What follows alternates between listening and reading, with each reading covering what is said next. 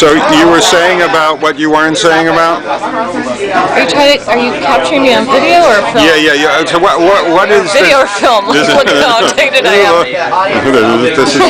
So your idea about social media, where is this coming from? I think that social media is a way to deinstitutionalize institutions without destroying them, but to shift the power. So that the institutions can do what they can do, but that they don't hold the encampments of power. And I just feel that institutions have become non-functional in a lot of ways, and that social media is a way to bring in a new type of leadership and power and connectivity in a future that I believe is going to be very different than it currently is now. It's a new way of living locally, connecting people based on interests rather than causes. And how do you live in this world? In social media? Yeah. Oh, I'm active. You're active? I'm active. It's given me a lot of comfort as a place to be able to articulate my thoughts and to express them, and to trust that if others find alignment with them, that they can do something with them or connect with me. It allows me to connect with folk, but it allows me to feel connected to people without having to physically be present every moment, which is just, it's the management of that is just, the physical management of like physically being with people all the time, it's more than most people can handle. It allows me to feel a lot more powerful. You were talking about the institutionalized, I happen to be doing a documentary called Who's Wearing the Emperor's New Clothes? If so many people believe in something, how can it be wrong? Which is about the media and about propaganda and what is not propaganda. And one of the things I think about is how institutions have almost, it's kind of like cultural socialism, communism, theism, tribalism. We think they bring us together, but often they tear us apart. Well, I'm going to say something that you may not find very comforting because of our age difference, but I'm a really big believer in generational theory and how different generations impact society different. And one of the legacies of the boomer generation is a lot of very contentious institutions that have actually separated people. They've allowed people to align around something, but there's been a lot of contention and a lot of stuckness about like not being willing to go forward toward new solutions, but holding on to values-based institutions. And I think that social media is like a really human, individual way of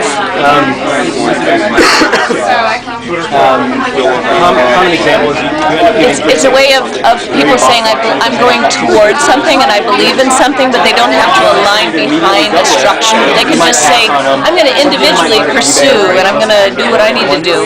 And you can come with me and connect with me and align with me and link to me and all, it's like so, it doesn't require structure except the technological structure. And I'm very attracted to that. So your relationship to organizations then is kind of as an individual or as a within an organization or just an individual without an organization? I'm an iconic Gen Xer. I mean, I've been very unaligned with organizations because I couldn't put my energy into an organization that took a stand. It was like, well, I agree with your direction, but I don't want to agree with your, I don't want to have to be behind and inside your organization to agree with where you're headed or what you believe. So I've always been like real nimble and on the outside. But if we look at the nature of our family, our is we want to belong. So, but you're saying on the other side, that's not an organization. That's a tribe. Right. Family is tribe and blood.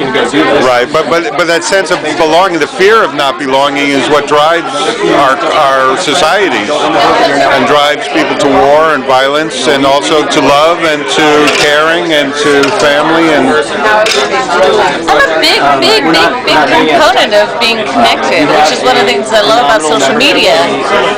I'm just not interested in structured institutional alignment. So, well, I can resonate with that, being it automatically goes out to all marketing. a deconstructionist, and but what's interesting is how do we take that thought into the next phase? How do we make that? How do we look at that in terms of activating something like that? How do we materialize something like that? well, I mean, I have a lot of thoughts about this that probably won't fit into this format here, but I would say that you see, you fit into the format. Every 20 years, from what I understand, every 20 years is a pretty profound cultural shift, and it's not a cultural shift that's like incrementally up, it's like a directional shift. And so my belief system is that social media is the beginning of the cultural shift that is, it's a movement in and of itself that doesn't require a movement. It's just like an energetic thing that people are aligned toward, and the people who are called to social media now, even if they can't articulate it, or maybe even don't even know up front in the top part of their mind, I believe it's part of the beginning of a very different movement. But it's not a movement that requires a board of directors or a logo or whatever. It's a movement that allows people to be involved and connected in ways that are personal to them, that don't require that they put their energy into an organization. I mean, most Gen Xers that I know go absolutely bonkers about board meetings and committees and, you know, all this like overly processed like functioning, and it's just like, just tell me what you need done and I'll do it. And social media allows a lot of people to connect more with aligned individuals. I know that these are not easy things to talk about, I mean, because what we were talking about is I have a belief system that informs how I feel about social media. You want to clarify more on that? Well, I mean, I have a whole my attraction to social media is one of the reasons I'm so attracted to social media is because I'm so not attracted to institutional causes. So when social media for me is not just, oh, I want a social life, or, oh, I want to find people who are interested in the same XYZ subjects. It's because I deeply believe that, that I have something to contribute and that I want to be connected with like-minded people, and I have not, for the last 20 years, been able to do that under the structure of institutions. I don't have a long list of memberships and organizations that I'm a member of, but with social media, I feel like I come and I feel like I'm with aligned people. I feel like I found my bandwidth, but my bandwidth is not like, my bandwidth is not, it's not monochromatic. What are you doing? Hey, none of your business. I don't have my secrets. What's a man without secrets?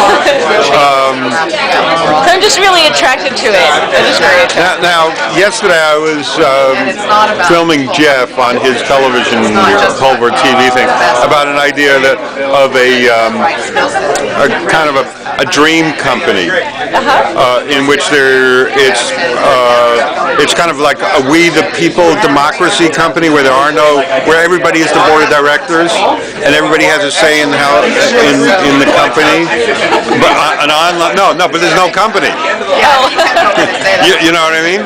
The idea is just how does a democracy work where there's no structure other than everybody has a say in it? Well, I think that what I experience is that I have structure. It's just it's my structure. But in order to be aligned with you, I don't need you to be in my structure. Right. I just need to communicate clearly what I'm doing, and I need to know what you're doing, and then I need to find the areas where we align. But I don't need, in order for me to be powerful, or in order for me to be in support of what you're doing, I don't need to be under your structure. I just need to be like, you need to be in my network and in my connectivity. And I think that's part of the attraction of social media. Is social media says we can all be going towards something, each in our own ways with our own structures, and be connected, but we don't have to be hierarchically structured and under each other or supporting each other in ways that are forced by organizational structures. It's just like, like Sherry's my best friend, and one of the things that I really, really learned with being her best friend is I can support things that she's very particularly interested in, and likewise her with me, but I don't have to be interested in it. Like, I'm a hula hooper. She knows I'm a huge hula hooper. She's my best friend. She's not into You're wearing the hula hoop.